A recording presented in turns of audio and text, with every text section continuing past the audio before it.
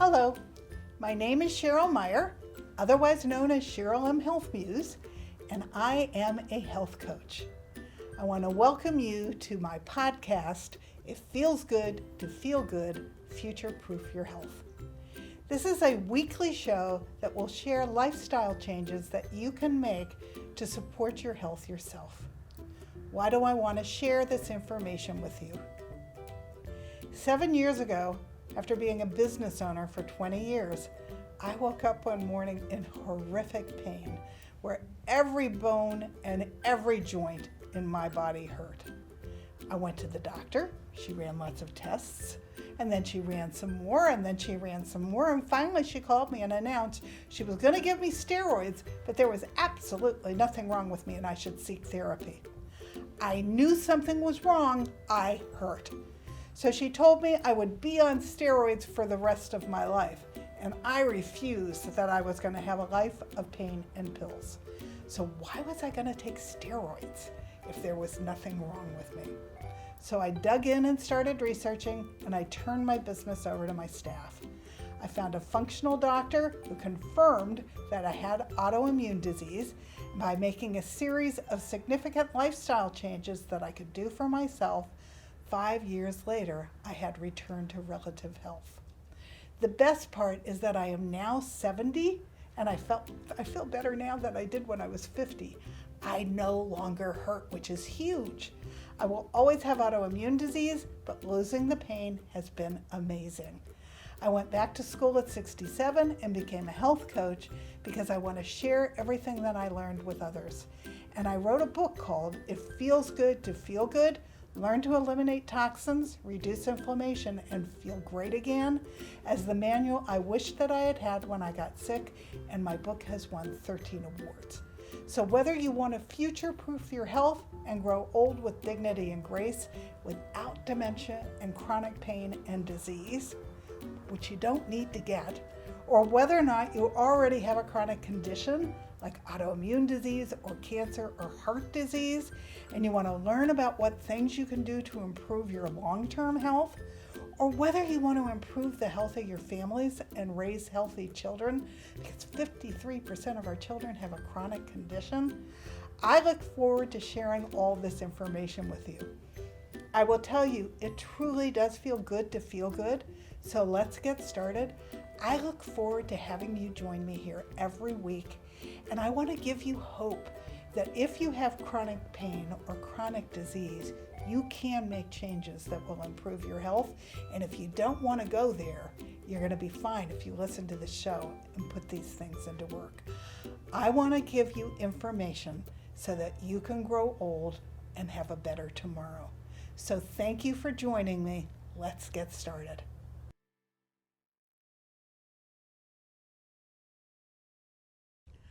Hello, this is Cheryl Meyer, otherwise known as Cheryl M. Health Muse, and this is a special edition podcast. We live in the West, and right now, unfortunately, we are burning from San Diego all the way up to Seattle. So I wanted to do a podcast about our lungs and how to protect our lung health, whether there's heavy smoke outside or if you're in a high wind area and all of that is up in the air. There are things that we can do to have healthy lungs and healthy air that I want us to take care of. And remember, I'm going to connect this to in the next episode to COVID-19 because it attacks us from the lungs. So lung health is especially important to all of us, whether we are in extreme smoke and fire or not. You wouldn't believe what the air looks like out there today. And we're actually going to put a little bit of footage right on top of me talking so you can see just how disgusting our basin is. And this goes all the way north to Seattle. So what I want to do is concentrate on wildfire smoke and what it does to us. And then next week, I'm going to talk about how to boost your immune system so that you stay out of any kind of difficulty with COVID-19. Since there is a new surge happening with COVID-19 right now in the EU and in China, I think it's important that we do 2 episodes about lung health because I want to help you stay as healthy as possible. And remember, it is never too late to adopt healthy habits. So, these are the basics about breathing. Breathing is normally an unconscious, involuntary, automatic process. According to Wikipedia, the pattern of motor stimuli during breathing can be divided into the inhalation stage, which we all know, and the exhalation stage. The most important function of breathing is supplying oxygen to the body and balancing our carbon dioxide levels. Under most conditions, the partial pressure of carbon dioxide, or PCO2, or the concentration of carbon dioxide is what actually controls our respiratory rate. Breathing is usually automatic, controlled subconsciously by the respiratory center at the base of the brain. Breathing continues during sleep, and usually even if a person is unconscious, we keep breathing.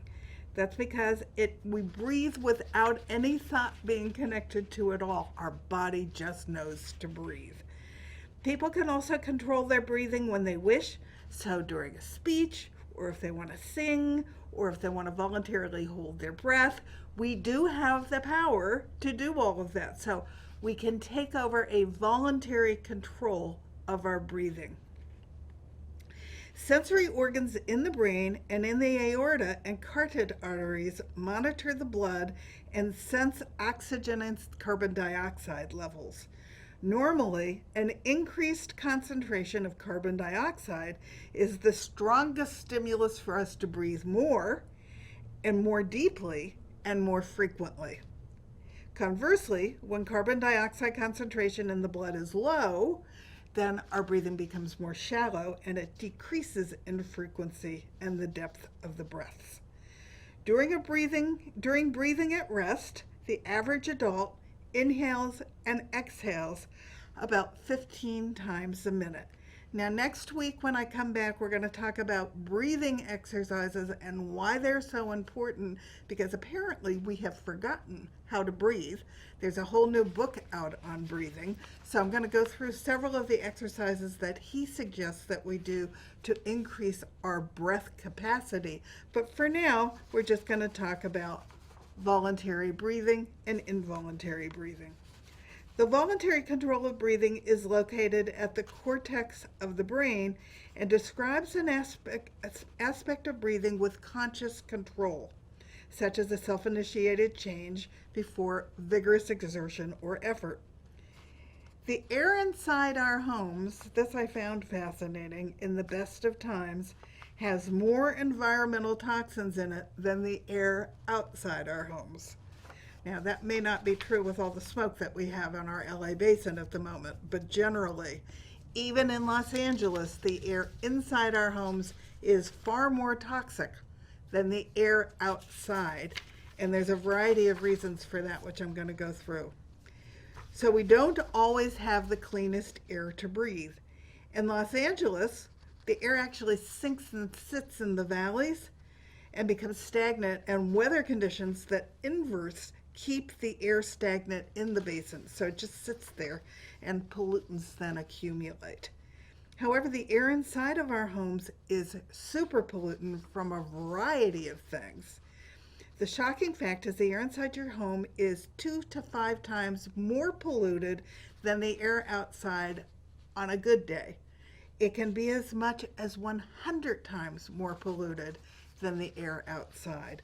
And that's a statistic from the Environmental Protection Agency, the EPA. But even here in Los Angeles, when the air gets in our homes and accumulates additional pollutants, I recommend that you put on air filters at the least. You should put in a machine that actually will clean the air in the rooms you use the most. We have put air filters into our living room and into our bedroom because that's where we spend the majority of the time. If you have children, you might want to put one in your child's room or in the family room or wherever your children play as well, so that the air gets cleaned and they're not breathing in all of the toxins that get into the air. Worldwide, 9 in 10 people now breathe air that exceeds pollution limits set by the World Health Organization. 90%. Lung health is heavily dependent on the quality of air that we share, and the pollution that's making that air is constantly getting worse.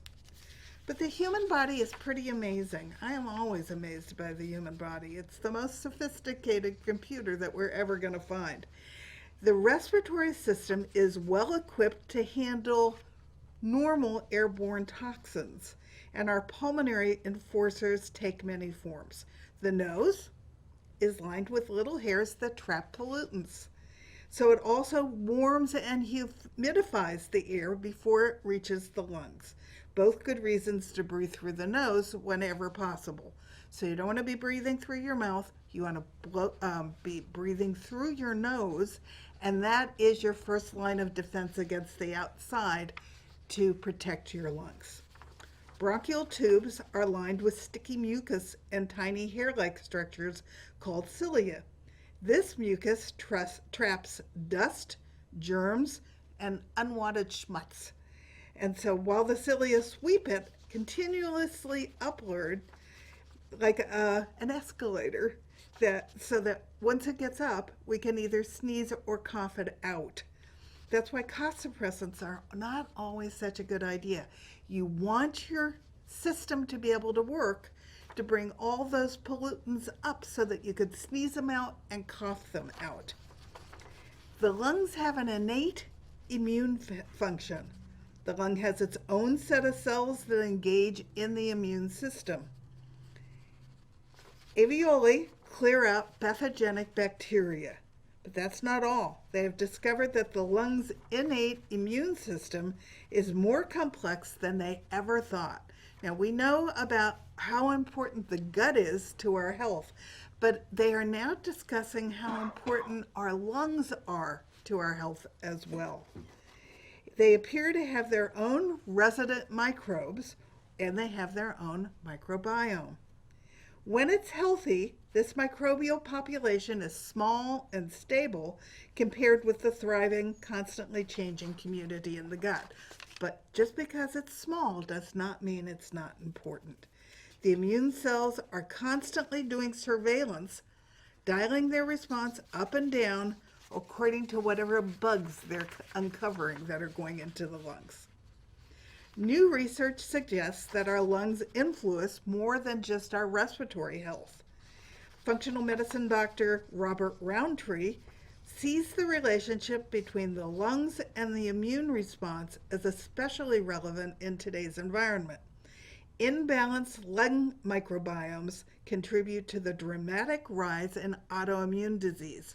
Now, we talked in one of the very first shows that the gut is the seed of inflammation, which then can become autoimmune diseases or cancer or heart disease. Well, the lung microbiome is also important as a area in the body where autoimmune diseases can begin. And the lungs are directly connected to the heart. So it's important to keep our lungs healthy because that's how we also are going to help keep our hearts healthy. And as many as 50 million Americans now have autoimmune disease. The lung has its own rich set of cells that engage in the immune system. We talk a lot about what our patients are eating. I talk a lot about the fact that I want you to eat the rainbow from a farm as close to you as possible so that it has maximum nutrients when it hits your plate, and that 75% of what's on that plate should be plants and vegetables that have not been sprayed with herbicides and pesticides. Well, they're now learning that we also need to pay close attention to what are we breathing. Research on the lung microbiome is still in its early stages, so there's a lot of work and there's going to be a lot of new uncoveries as we go. But the parallels between the lung and the gut are important. We know if someone smokes or if they have chronic lung disease, they're going to have an unhealthy microbiome. The bacteria in the lungs communicate with the cells that line the lungs, and that helps control the thickness of the mucus, which is the protective lining and barrier for our lungs. Mucus plays a key protective role in other parts of the body as well, including the gut. So it's really important that you have a healthy microbiome in your lungs because you want to keep that protective layer as healthy as possible. So what we breathe is also important as what we eat is. Now, we're going to get into the fact that what we eat is part of what's important to what we breathe and the health of our lungs, but we're going to get there. There are tight junctions in the lungs that are very similar to the gut. And if these get loosened and are chronically irritated by smoke or other particulate matter, this leads to leaky lung. Now, I know about leaky gut, but leaky lung was new to me, so I find this a fascinating concept, but it makes sense. Leaky lungs allow bacteria and other substances to get in the space between the surface of the lung so that the immune cells are revved up. This triggers a chronic inflammatory result, and that's the first stage of autoimmunity. For purposes of this podcast, I'm going to concentrate on the lifestyle changes that you can make yourself so that you can improve the health of your lungs. I'm not a medical professional, so I'm not going to discuss any kind of lung diseases. But if you do have lung diseases, that needs to be researched by you, and robust conversations need to be held with your doctor who's handling your lungs functions. But I want to give you some tools that you actually control that will improve your immunity and your lung health, protect your body from superviruses, because you know that's where COVID goes first, and it's where it has its greatest damage. And I want to share some tips about what to do to protect your lungs from extreme smoke. So anybody all the way from the southern part of our West Coast to the northern part of our West Coast, this information is for you. But don't forget that, as I said earlier, if you're having a severe hurricane and those winds are blowing like crazy, they're blowing up all kinds of toxins and dust and things. So this is just as important for you. So, number one, you want to reduce your exposure to the environment because that will lower your exposure to airborne toxins. If you smoke, get the support that you need to quit. And try to resist the temptation to take up vaping instead. Vaping has chemicals in it that are just as bad as the smoke has been for your lungs. It may do immediately less harm than smoking, but a recent study shows that the chemicals in the vaping fluid damages the immune cells in the lungs. So if you smoke now, it's time to quit. 9 months after you quit, the lungs can significantly heal themselves. It's a very short period of time, but I don't want you to take that as a sign that you can go ahead and smoke because later you can recover, because that's not going to serve you well. And I will tell you, as a smoker who quit 3 times before I finally decided I was simply going to be a smoker who chose not to smoke, and it was the mindset that turned off my desire to smoke. Smoking doesn't just impact your lungs, it impacts every organ in your body, and it loads your body up with all kinds of heavy toxic metals. I was loaded with cadmium that was directly from the cigarettes that I was smoking. And there are other heavy toxic metals in that which you're pulling into your lungs from the cigarette or from cigars. And so if you are concerned about your health, now is the time to quit. Give your lungs an opportunity to start to heal, and so that if COVID does come in contact with you, you have an immune system that's strong enough to ward it off. Your lungs The outer wall of your lungs regenerates every 2 to 3 weeks, and the inner environment replaces cells every year. But smoking damages beyond your health, so don't forget that. It's not just that you're going to quit smoking so that you can breathe and not get lung disease, although that's a big reason to quit smoking. You really want to do it because that smoke goes through your body, it goes through your liver. Your liver is overtaxed as it is with all the other toxins that are going on in your body. And so you want to help your body out, and you want to not purposely be putting something that's toxic into your body. What are other things you can do? Okay, I already talked about you need a home purifier, and what you should be getting is a basic HEPA filter that will improve indoor air quality. I mentioned that you should put them in the rooms you spend the most time in, unless you have children, and then you really should consider putting HEPA filters in their rooms as well. You want to start cooking. Now, you want to cook anyway. I'm a big advocate that you want to cook. You want to cook with real food, real whole foods, not processed foods. So that's a good thing. And you want to cook because you want to control what goes into your body. But what you cook in is as important as what you're cooking. And what you want to cook in is stainless steel and cast iron pans. By all means, avoid pans that have nonstick coatings. Now, I will tell you, I was really attached to my Teflon pan. You heard me say this when I was talking about what to use for cooking. I did not want to give that sucker up because nothing stuck on it, and I loved cooking on it. And then I read that there were no birds flying in the area of the DuPont factory. There were no birds because they didn't survive. They had all died. And last year, there was a movie that came out called Dark Waters about how almost everybody in the community where the DuPont factory is got cancer, and they just lost a huge lawsuit. It took an attorney 8 years, I think, to get all the way through the court system to beat them, that they had actually been the company that had caused all the people in the surrounding areas to get cancer.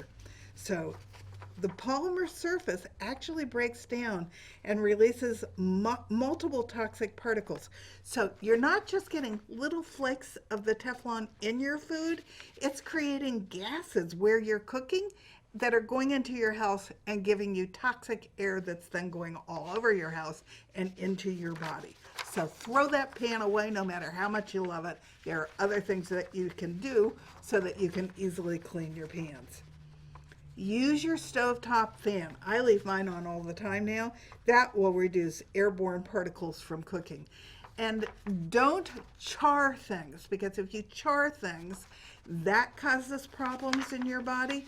And if you're using oils with a low smoke point, that also is putting particles into your air that are not healthy. So you don't want to be using olive oil when you cook.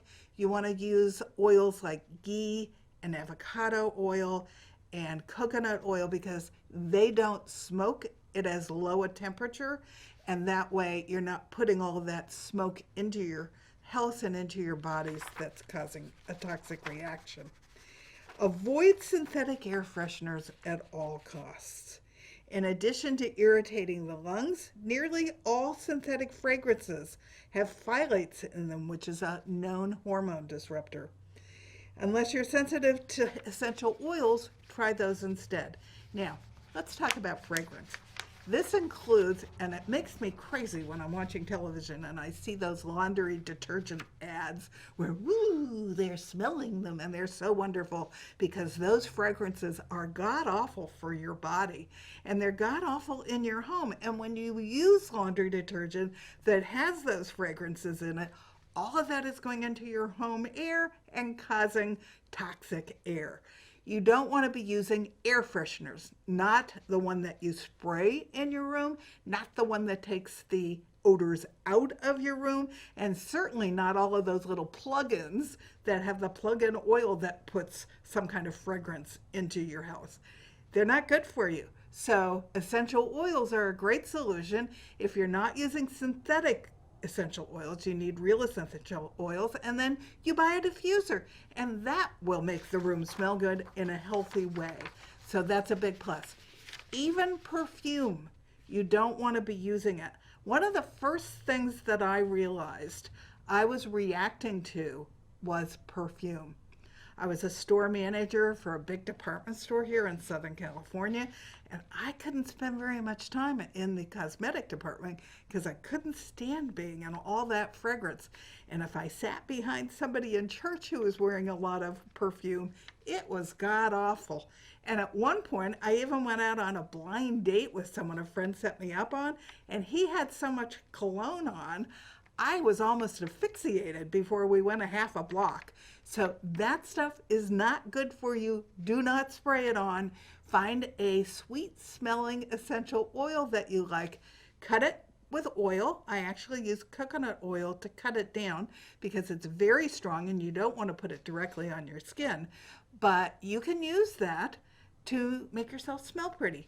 And that's a perfect solution to do something healthy that's not adding to the toxins in the air. You can also add a few drops of essential oils into a stainless steel spray bottle. Shake it well and then mist around your house with that. Okay, the most toxic thing in your house are your dryer sheets. So I want you to go throw them away. I don't always tell you to just go throw things away because I want to give you a chance to find the replacement before you do that.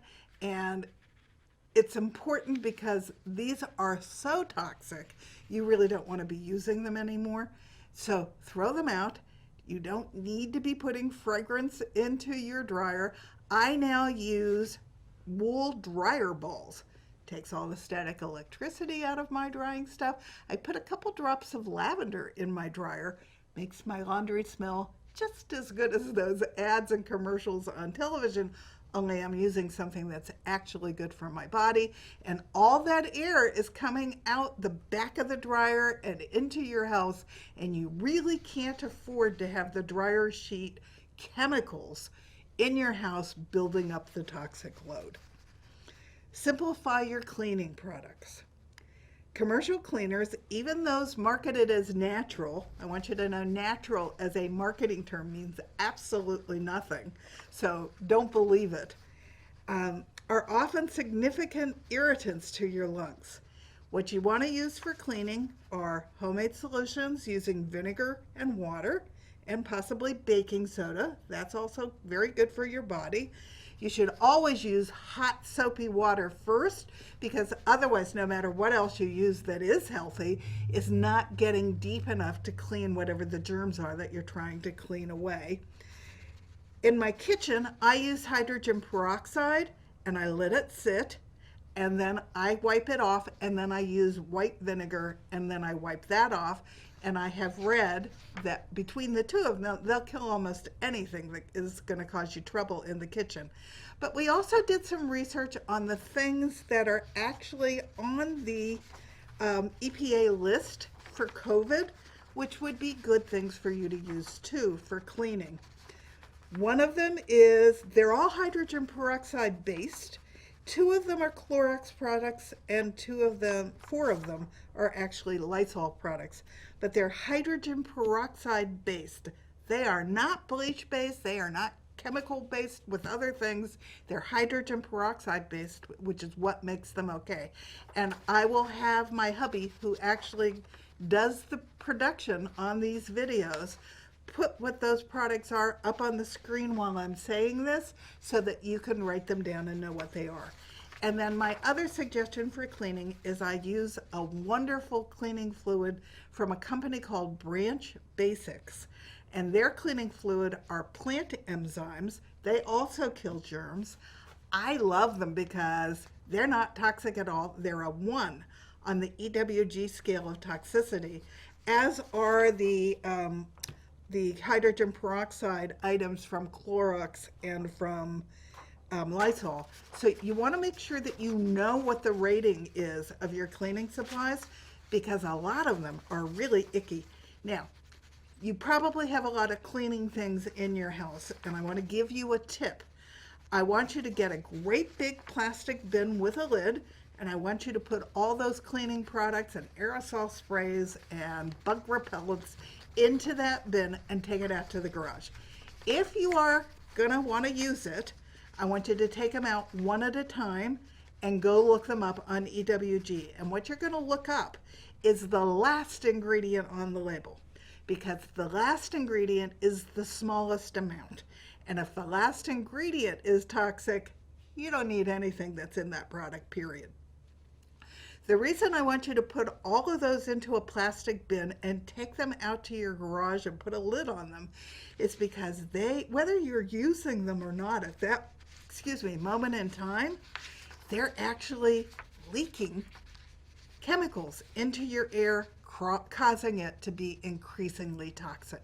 Now remember, the reason why we want to do all this is because we want to have healthy lungs. We want to have healthy lungs because of wildfires, and we want to have healthy lungs because of COVID-19. So let's get the things that are going to muck up the air out of the house. You can still go get them one at a time and use them if you want to until you figure out what you're going to do instead. But I want you to start looking up ingredients. It's a good habit to get into anyway, so that you know what you're using and you know how much toxic stuff it's going to be putting into your air. Plants. Now, plants are a little bit of a debate because sometimes people will tell you that plants are great because they will eat up toxins that are in the air, and sometimes articles will tell you that you can't possibly have enough plants in your house that will do a significant job to clean up your air. I think it's a good idea to have as many plants as you can. They're great to live with anyway, and at least they are doing a job that's trying to keep the air clean. I bought spathiphytums because that's a plant that's particularly good at cleaning the air, and I have a couple of them around my house so that they're always cleaning my air. The functional doctor that I found today suggests that you have as many plants growing in your house as possible because it adds oxygen into your house as you're giving it carbon dioxide. Dust. Okay, I know it's an odious chore, but believe it or not, all of these little molecules that are toxic take a piggyback ride on the dust that's floating through your air. And so they hitchhike. And so good dust control will actually diminish your exposure to the toxins that are floating around in your air. Mold. Mold's a biggie. I had terrible mold in my office until I moved out almost a year ago, and I am still dealing with trying to get mold out of my body. Now, I have something called MTHFR, which means what goes into my body stays in my body. I do not easily detox, but no matter whether you have that as a SNP to your DNA or not, you do not want to have mold in your house. So if you see any place that has water damage or you see any place where mold is growing, you've got to deal with it, and you've got to deal with it right away. It can be a significant contributor to harmful indoor air particles, so stay on top of wet basements and shower walls. Formaldehyde. Ooh, this is an interesting one. Many factory-made items, including new clothing, all the way down to laminated flooring, has formaldehyde in it. We remodeled last year, and it took a while, but we did find a flooring that was not going to be emitting formaldehyde into our air. We also found a low toxin house paint. They are existent. You can find them. So if you're going to be doing any work on your house, I recommend you do the research so that you're using quality ingredients that are not adding to the toxic air in your home, especially as you clean it up. Formaldehyde is everywhere, and it's part of your indoor air pollution. So your best idea is to use hardwood if you can, but you certainly don't want VOC carpeting or flooring when you're doing your floors.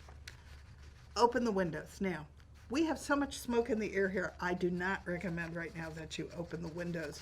But under normal times, you want to make sure you air your house out on a regular basis because, again, the air inside your house is worse than the air outside your home. Right now, in the smoke, when there's a air quality alert, you don't want to open the windows. And if you're in a building that doesn't breathe, the windows don't open or are built with airtight materials, that's trapping and producing mold and other toxins. So you are at a much greater risk of volatile organic chemicals from building materials concentrating in the air. So what you need are those HEPA air filters that keep doing their job to clean the air, and that will help. When you're in a smoke-filled environment, you do not want to be exercising outdoors. You want to be exercising indoors on really bad air quality days because you want to limit your exposure to airborne particles. And a lot of people have been asking me, what kind of mask can you wear? Can you just wear your regular mask that's keeping you safe from COVID-19? Will that keep you safe from smoke particles? The answer is it doesn't hurt, but it's not a huge help. So you're going to be wearing the mask when you're outside anyway because you want to protect yourself and everybody else from the COVID-19 virus. But it's really not going to be protecting you from the particles that are in the air from the fire because they're too small. So they're going to go right through your everyday mask. What you need is an N95 mask if you're going to need to be outside for any extended period of time. They clean the particles out of the air and they also help block the viruses. So if you also have severe allergies at work, they're really good. But right now, we're using all of those masks for our healthcare professionals. So surgical masks are more readily available and they will provide you some protection against wildfire smoke. Cloth masks will provide little protection, but they're still essential, so don't stop wearing them, even though they're not going to help you with the smoke. So my first big tip is using toxic cleaning supplies has been compared to smoking 1 pack of cigarettes a day. That's how toxic they are. That's why I want you to get a great big bin and pack them up and take them out to your garage. It's important. Look up that last ingredient, and if it's toxic, make sure that you get it out of the house and in a closed plastic bin. My second tip is that food quality still matters. It matters for every cell in your body. And what you eat becomes the building supplies that your cells replace themselves with. So remember I told you your cells on the outside of your lungs replace themselves every 2 to 3 weeks. It's really important that you have quality building supplies as those cells are regenerating. So you need to be eating the rainbow that is loaded with phytochemicals and nutrients so that your body can do the best building block job that it can. So you want to have healthy lungs, you want to give your body healthy building materials. And the whole lung regenerates every year, so you want to keep having healthy supplies in there so that you can rebuild all those cells. We've talked about some of the other places in the body and how long it takes to replenish the cells. I'll do a whole show on that, but right now we're talking about your lungs. And so if you're going to be rebuilding every 3 weeks, you want to make sure that you have tons of phytonutrients. And remember, the key is you want to eat all the colors as close to you can together, because together there's a synergy that happens so that they party in your body and keep you healthy. There are lung cleansing foods that are antioxidant rich foods that will counter the production of mucus, fluid, and phlegm in the body, and they tend to accumulate, that help those things not to accumulate in your lungs and your airways. An antioxidant is a substance that counteracts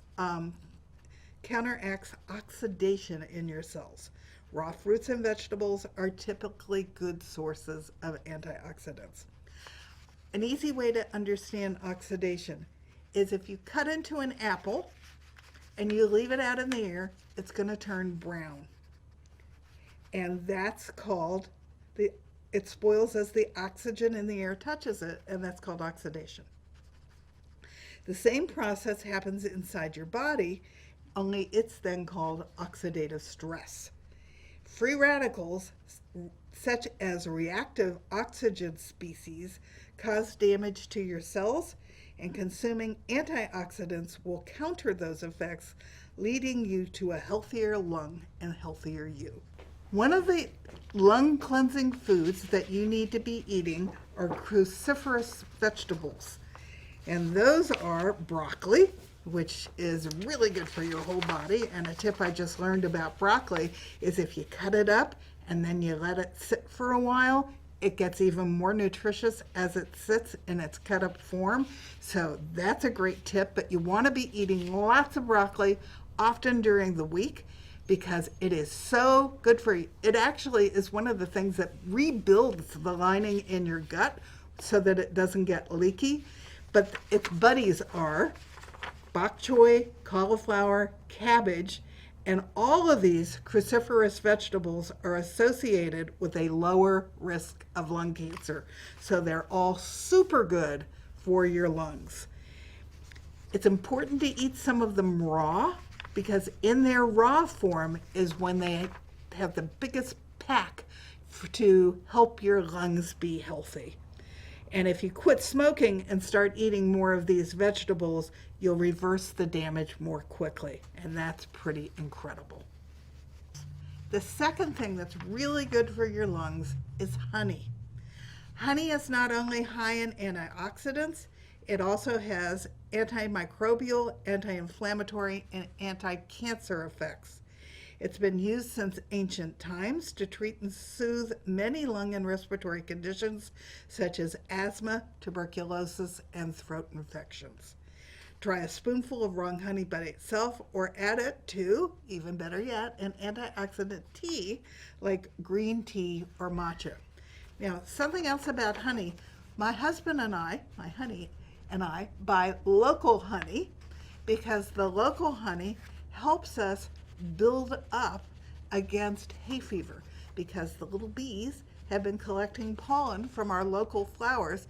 So if we had just 1 teaspoon of local honey a day, that also helps us not get hay fever. The next antioxidant, and this is a yummy one to eat, all of your berries are super good for you and they're super good for your lungs. They pack a powerful lung cleansing punch. So cherries, blueberries, cranberries, strawberries, goji berries, acai berries all add to lung supporting oxidants in your diet. Something interesting that I read about blueberries is if you have them frozen, which may be the way that some of you in parts of the country that don't get fresh vegetables and fruits all the time will be eating them, it's actually better for you to eat frozen blueberries than fresh blueberries because something happens that breaks down the skin on the blueberry, making the antioxidants easier for your body to use. Berry juice can also replace an unhealthy snack and accompany a meal. Make sure that it's berry juice that is not very high in sugar. You could have as many as 20 teaspoons of sugar in fruit juice, so make sure that you're looking at the label and remember that 4 grams of sugar equals 1 teaspoon in your body. So you don't want to be adding all of that sugar to your body. You can also make detox water using berries. I bought glass half-gallon bottles from Amazon. I put my filtered water in there. Sometimes I throw my berries in there. And that's what I drink from all day long. So I'm getting what's called a detox water that's loaded with antioxidants from the fruit that's infusing itself into the water. And if any of you are still drinking pops, whether it's real Coke or it's fake Coke or other soda pops, this is a great way to get past that because you're making your own antioxidant detox water in the refrigerator. And if you're drinking from that, you're doing something that's really good for your body. Okay, the next food that's really good for you is ginger. It's really good for your lungs. There are several natural compounds in ginger that are good for you, and it is a well-documented antioxidant. It is anti-inflammatory, and the nature of ginger means that it will break down the mucus and improve your blood circulation throughout the body, but especially in the lungs. So use ginger in your cooking, grate it raw on salads. I have what I call a little mini chop.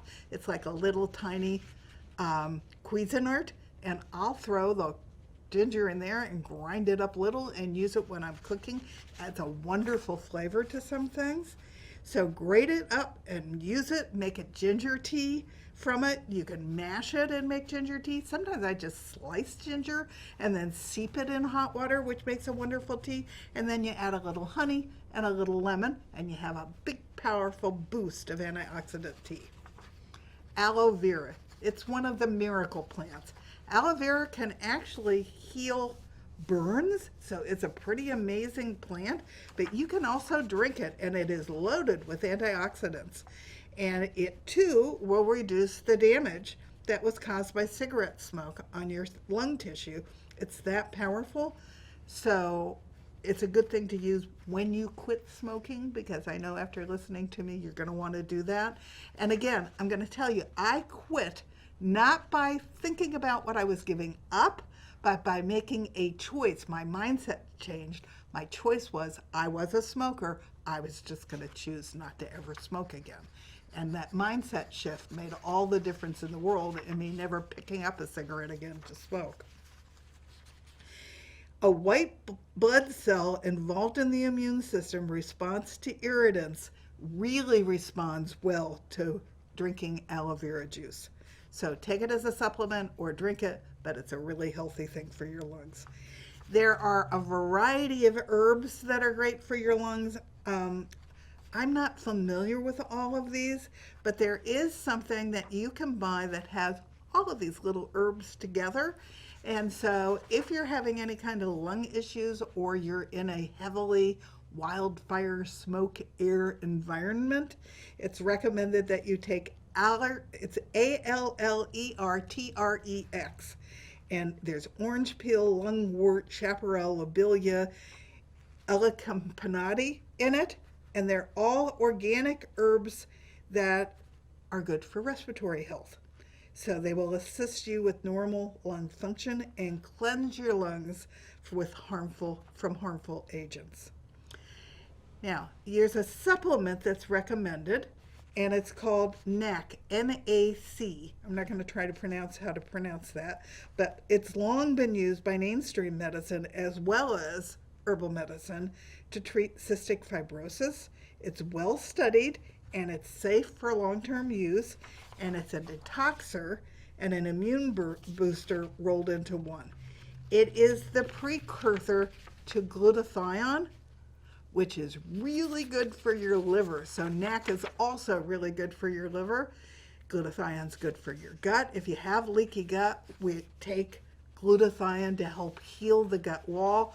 Well, NAC and glutathione are also really good to heal leaky lungs so that you have optimal lung function.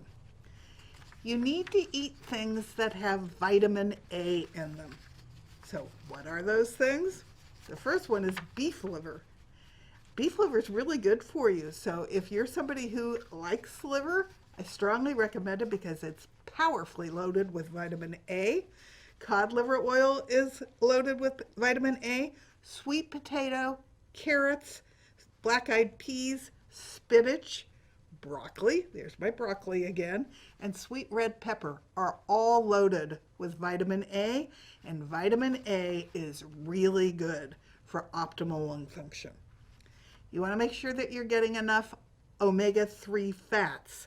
Now, you also want to make sure that you're not getting too many omega-6s. Where do you get all the omega-6s? From processed food. I actually take an omega-3 supplement to make sure that I'm getting enough omega-3s, because it's not only good for your lungs, it's really good for your heart wall. So you want to make sure that your muscle on your heart remains flexible and that the linings of your lungs have omega-3s to keep them supple. Omega-3 fats are also especially good if you have any kind of trouble with asthma. So omega-3 fats are really good for you. You can also get omega-3 fats from things like wild salmon. So find your sources. Mackerel has a lot of omega-3 fats. find your sources, research it, or take a supplement because you need that for your lung health. Zinc. You need zinc to improve barrier function in the lungs. And we know that zinc is good for leaky gut. Well, guess what? It's also good for leaky lung. So you want to make sure that you're taking zinc. You take a activated B complex. Now, B vitamins are interesting because you can't take them isolated. If you take one, you need to take the whole family because, again, just like all the colors in food, B vitamins work best when they're all together. They form a synergy that's healthy to your body. Vitamin C. Vitamin C is really important whether you're trying to protect your body against COVID-19 or if you're trying to protect your lungs against wildfire fumes that are out there in your air. 3 grams to 6 grams a day. Take C to bowel tolerance. So if you start having an issue down there, then you've probably taken too much C, or possibly you've taken too much magnesium. So you can control that. It won't hurt you. It will be uncomfortable briefly, but you need both. So take it to the line that your body can handle and learn to listen to your body so that you know where that point is. You should take it buffered and take it with bioflavonoids. We've already talked about glutathione and how important it is because it's important for oxidative stress. That uses up glutathione.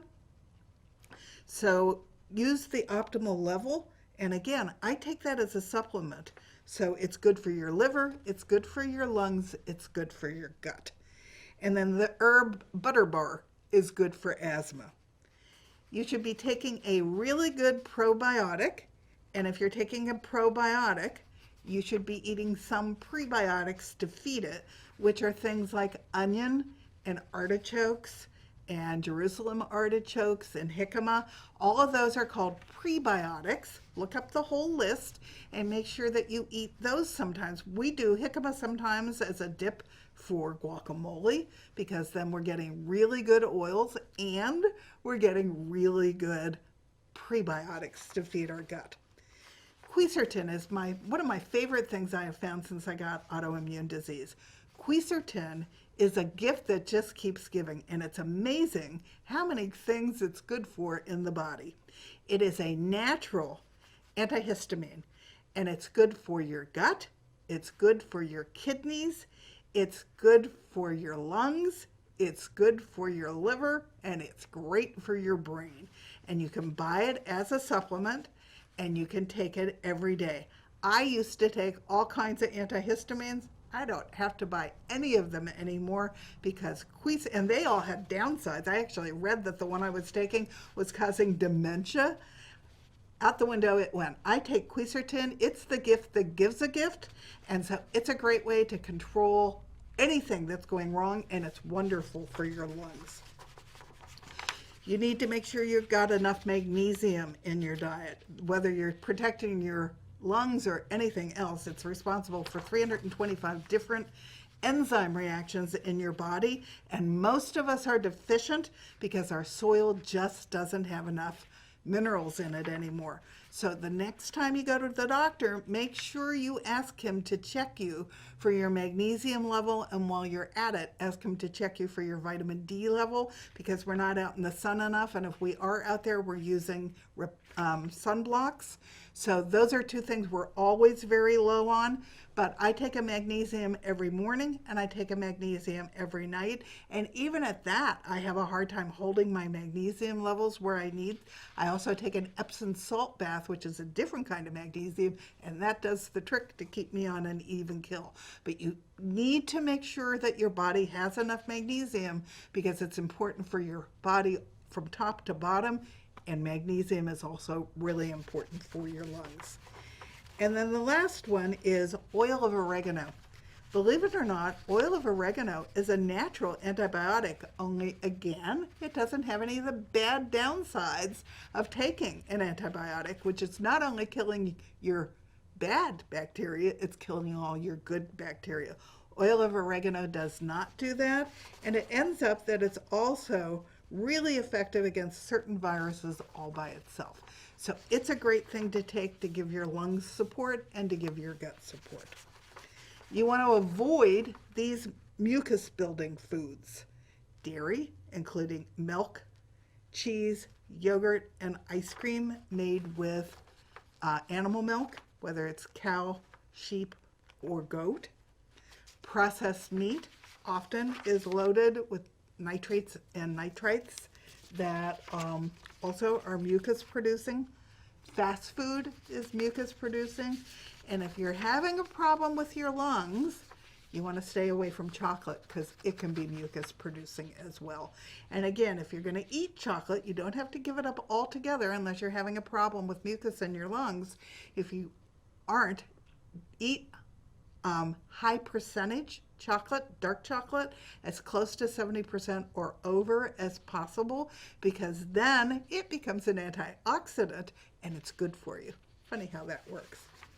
Now, what does wildfire smoke do to your body? According to the EPA, it can cause smoke inhalation damage to your eyes and your respiratory tracts and to your heart. The more common, somewhat milder symptoms of wildfire smoke inhalation and exposure to particulate matter post-fire includes trouble breathing, wheezing. The other night, my husband was sitting next to me and he was wheezing, so he did go visit his heart and lung doctor because I was concerned that he was wheezing, and there's so much stuff in our air right now. If you're wheezing, that's a good sign that you need to make sure you're paying attention to the rest of what I'm talking about in this podcast. It causes asthma attacks. It can cause a persistent cough. We have 2 new little kitties and they're coughing because of all of the nasty stuff in the air. It can cause bronchitis. It can cause chest pain. It can cause a rapid heartbeat. It can cause headaches. A lot of people here have been complaining about headaches because of the wildfire smoke. It can cause a runny nose and it can cause a sore throat. It can cause skin and eye irritation, and it can cause fatigue. So take this seriously. Stay indoors. Don't go outside and be exerting yourself so that you're taking in more air. Right now, you want to be very, very careful to do all the things that are good for your lungs, because we need our lungs, we need to breathe, and so we need to really treat them with kindness and self-care. More serious health effects of smoke and particle exposure: reduced lung function and eventual lung disease, pulmonary inflammation, reduced immune function, aggravation of pre-existing respiratory and cardiovascular disease, and it can even, if it's really bad, cause premature death. So what do? The first thing you want to do, which we've been talking about, is limit your time outside. Stay inside, shut all the windows and doors so that you reduce your exposure to the air pollution. If your house is in a really smoky area, there is probably some place outside your immediate area that's been designated a clean air shelter, and you need to go there. Public buildings with good HVAC systems, like libraries, malls, and hospitals, are good options for you to go spend time, because the air inside those buildings will be cleaner than if you're right smack next to the wildfires in your home. Avoid exercising outside until the air quality improves. And when we exercise, our air intake can increase as much as 10 or 20 times of our normal resting area. So you're going to be inhaling more pollution when the air quality is low, so you don't want to go do it. This is a time that you want to be doing your workouts inside your home. You want to make sure that you are recirculating your indoor air. Whether you're staying inside to protect yourself from smoke and air, when you're staying inside to protect yourself from smoke and air pollution, set your air conditioner to recirculate the air. You want to make sure that your filters are clean and that they are functioning properly. So when's the last time you cleaned your air conditioner or your heater air filters? That's something that I always forget to do. So you want to make sure that you check that out if you're in an area with a lot of smoke, and that you clean those filters so that your system can do the best job possible to keep your air clear of all of the toxins and all of the little tiny particles. The CDC recommends you avoid creating air pollution, which means no more smoking indoors, don't use your gas appliances, don't use propane or wood-burning stoves. Be careful even vacuuming, because that's going to make the dust go up in the air. And remember, then all these little air particles are going to be hitchhiking on the dust's back. You don't want to be burning candles, and you don't want to be spraying cleaning products. So that's the whole list. You do want to be using the air filter, which we have discussed. You want to be using a HEPA filter, because that can reduce the irritants in your air in your home by as much as 55%. And the final thoughts are, the recent wildfires in California is a health threat for thousands of citizens, but it's not just all of us from San Diego up to Seattle. It's going then across the United States. So it's creating a health hazard to everybody throughout the United States. So pay attention to your lung health and put all these things into place, because your lungs are so important. You want to make sure that you follow all of this advice so that you have the healthiest lungs possible. And climate change, which has been fueled by burning fossil fuels, continues to be a proven leading cause of more intense and frequent wildfires. And I will tell you, there are people out there that do not believe that, but this is from the CDC. It is a proven fact by scientists that climate change is causing some of these terrible things that are happening. The increased hurricanes, the increased tornadoes in the Midwest, the reasons that parts of Florida are flooding, and that it's going to start reclaiming some land in Miami. They're getting so flooded. All of that is climate change, and our wildfires are all caused by climate change as well. Somebody told me that this was just California's mountains doing its natural reclamation project. I grew up here. I'm an old person. I was here a long time ago, and we always had wildfires, but they were nothing like this. This is climate change. To protect yourself from wildfire pollution, find a safe place to go inside, and then opt for HEPA filters, and then avoid exercising outside if the air quality advisories are in place in your location. So those are all the things that I want you to do to protect your lungs. The next time I come to film, we're going to talk about all the things you can do to boost your immune system, because I don't think COVID-19 is over. And if we do get another big wave of this, I want you to start putting healthy habits into place today so that your body's ready when it starts again. We're not out of it the first time, but if it starts up again, we're even in more trouble. So we'll talk about that on our next show, on our next It Feels Good to Feel Good show. Thank you so much for joining me today. I hope you learned some things about how to take care of your lungs and take care of your body. Remember, food quality matters. It matters to every single cell in your body. So make sure, if it's on the Dirty Dozen list, you're buying it organic, and that you're eating all the colors, and that 75% of the food on your plate is real whole foods, real fruits and vegetables, because together they will party in your body and they will create health. Thank you. I'll see you next time.